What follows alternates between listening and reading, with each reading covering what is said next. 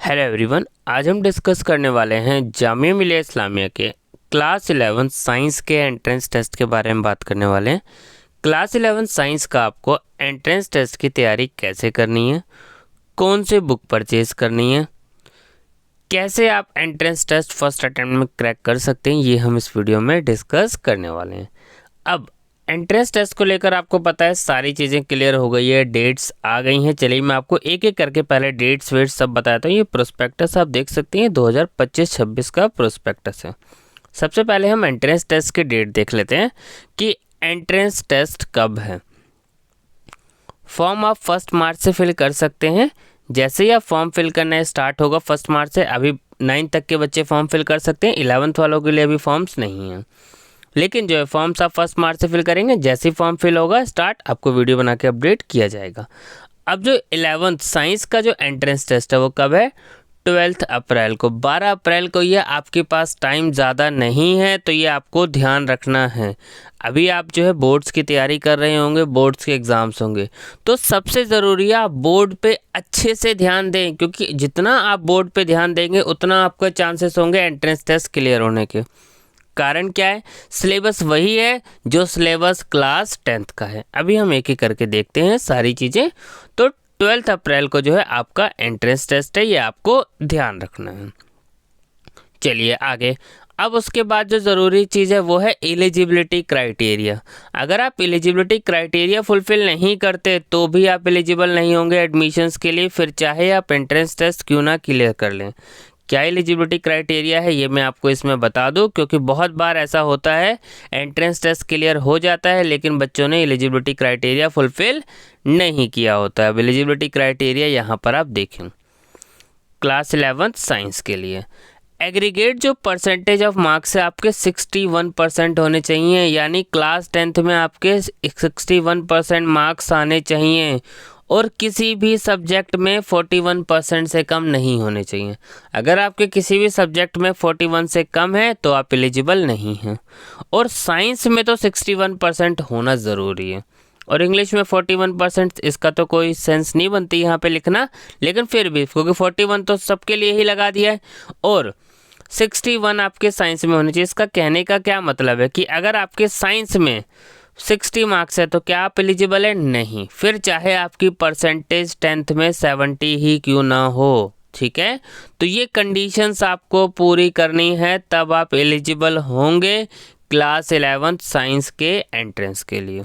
ये चीज़ आपको क्लियर हो गई होगी कि कैसे आप एलिजिबल होंगे एंट्रेंस टेस्ट के लिए। चलिए अब मैं आपको सिलेबस बताता हूँ। जो क्लास 11 साइंस का सिलेबस है वो कुछ इस तरीके से सिलेबस है। टोटल 100 क्वेश्चन है। अब सबसे ज़रूरी चीज़ ये है कि आपको पता होना चाहिए कि एंट्रेंस टेस्ट में नेगेटिव मार्किंग नहीं है। क्या नहीं है? नेगेटिव मार्किंग नहीं है। तो सबसे अच्छा फ़ायदा आप लोगों के रहने वाला है कि आपको सारे क्वेश्चंस वहाँ पर अटेम्प्ट कर कर आने हैं। पहला काम तो आपको ये करना है। अब देखिए कितने क्वेश्चंस हैं। इंग्लिश के 25 क्वेश्चंस आपके एग्ज़ाम में पूछे जाने वाले हैं। जीके के 10 क्वेश्चंस आने वाले।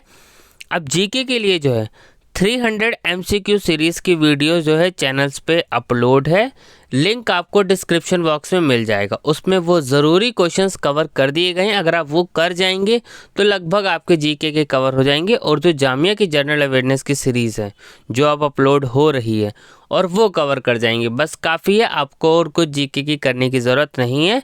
जीके का आपका ईजिली पूरे क्वेश्चंस आपको उसी सीरीज़ में से देखने को मिल जाएंगे। हर बार अपलोड किए जाते हैं, जीके के सारे क्वेश्चंस आपको सीरीज़ से मिल जाते हैं। तो ये आपको ध्यान रखना है, लिंक आपको डिस्क्रिप्शन बॉक्स में मिल जाएगा। उसके बाद अगर हम बात करें, फिजिक्स से 15 क्वेश्चन है, केमिस्ट्री से 15 क्वेश्चन है, बायोलॉजी से 15 क्वेश्चन है, और मैथ्स से 20 क्वेश्चंस हैं। और ये सारे का सारा सिलेबस क्या है यहाँ पे आप देख सकते हैं क्लास 11th के लिए, based on CBSE syllabus of class 10th। अब देखिए क्या करना है आपको। सबसे पहले जो आप अभी बोर्ड की तैयारी कर रहे हैं, आपका पूरा फोकस बोर्ड पर रहना चाहिए। मैंने आपको क्लियर कर दूं, क्योंकि अगर जितना अच्छा आपका बोर्ड एग्ज़ाम जाएगा उतना अच्छा जो है आपका एंट्रेंस एग्ज़ाम जाने वाला है, क्योंकि सिलेबस तो वही है। अब आपको करना क्या है, सबसे पहले तो आपको एक बुक परचेज़ कर लेनी है। शफीकुर रहमान की बुक परचेज़ कर लीजिएगा, शफीक गाइड या फिर कॉन्सेप्टम। अगर आप दोनों परचेज़ कर सकते हैं तो दोनों परचेज़ कर लीजिएगा, ठीक है। नहीं तो आपको एक बुक तो परचेज़ करनी ही है, ठीक है। चाहे शफीक गाइड परचेज़ कर लीजिए या फिर कॉन्सेप्ट हम परचेज़ कर लें, ठीक है। तो जो बुक्स आपको परचेज़ करनी है आप वो परचेज़ कर लीजिएगा। शफीक गाइड कहूँगा परचेज़ कर लीजिएगा, उसमें क्वेश्चंस MCQ अच्छे खासे हैं। अब उसके बाद आपको क्या करना है एंट्रेंस की प्रिपरेशंस के लिए। सबसे पहला स्टेप है आपको PYQ previous year question channels पे अपलोड हैं, ठीक है। 6 से 7 साल के क्वेश्चन पेपर चैनल्स पे अपलोड है, तो आपको पहले प्रीवियस ईयर क्वेश्चन पेपर करना है, क्योंकि जब तक कि आप प्रीवियस ईयर क्वेश्चन नहीं करेंगे आपको पता नहीं चलेगा किस तरीके के क्वेश्चन एग्जाम में पूछे जा रहे हैं। और प्रीवियस ईयर क्वेश्चन पेपर करने का फ़ायदा ये भी है, बहुत क्वेश्चंस आपको रिपीट भी देखने को मिलते हैं। Generally previous year question paper बच्चे कब करते हैं, जिस दिन एग्ज़ाम्स होता है उसके जस्ट 5-6 दिन पहले, जो कि बिल्कुल गलत पैटर्न है एंट्रेंस को तैयार करने का। सबसे पहले आपको PYQ करने, कारण क्या है, सिलेबस तो आपने पढ़ा ही है। अगर आप प्रीवियस ईयर क्वेश्चन पेपर नहीं करेंगे तो आपको पता कैसे चलेगा, पहला काम आपको। दूसरा स्टेप्स क्या है, आपको अपनी NCERT बुक पिक करनी है, फिजिक्स केमिस्ट्री बायोलॉजी साइंस की।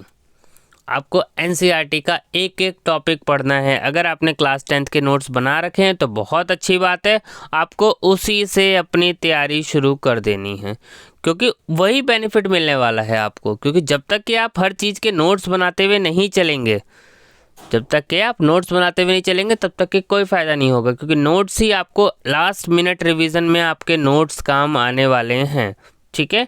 तो एक एक करके आपको पूरा शेड्यूल बनाना है अपना, किस दिन आपको कौन से सब्जेक्ट्स पढ़ने हैं, इंग्लिश किस दिन पढ़नी है, GK किस दिन पढ़ना है, साइंस फिजिक्स केमिस्ट्री बायोलॉजी और मैथ्स। आपको डेली बेसिस पे हर टॉपिक्स पे वर्क करना है। शुरुआत में आप कोई 2 टॉपिक्स पिक कर लीजिए, जैसे मान लीजिए फिजिक्स पिक कर लिया आपने और मैथ्स पिक कर लिया, इंग्लिश पिक कर लिया, कोई भी 2-3 टॉपिक्स पहले पिक कर लीजिए शुरुआत में। अभी आपके पास टाइम है, बोर्ड एग्ज़ाम देने के पास आपके पास जो है टाइम कम बचेगा, तो आप अभी से बोर्ड एग्ज़ाम्स की तैयारी अच्छे से करें। बोर्ड एग्ज़ाम के साथ साथ आपका एंट्रेंस ऑटोमेटिकली जो है कवर हो जाएगा, ठीक है। अगर आप ये सारी चीज़ छोटी छोटी बातों का ध्यान रखेंगे तो आपका एंट्रेंस जो है ईजिली क्रैक हो जाएगा, कोई दिक्कत आपको जो है नहीं आने वाली है। अब जब आप सारे नोट्स तैयार करके रखेंगे, जो सबसे ज़रूरी काम है वो है रिवीज़न। जितना पढ़ें कम से कम 3 से 5 रिवीज़न दें। बहुत बार क्या होता है कि आपने पढ़ तो लिया दोनों बुक से, NCERT भी पढ़ लिया, MCQ क्वेश्चन भी कर लिए, लेकिन आपने जो है रिवीज़न नहीं करी। रिवीज़न ना करना सबसे ज़्यादा नुकसान दे सकता है आपको, तो जितना पढ़ें सबके रिवीज़न दें।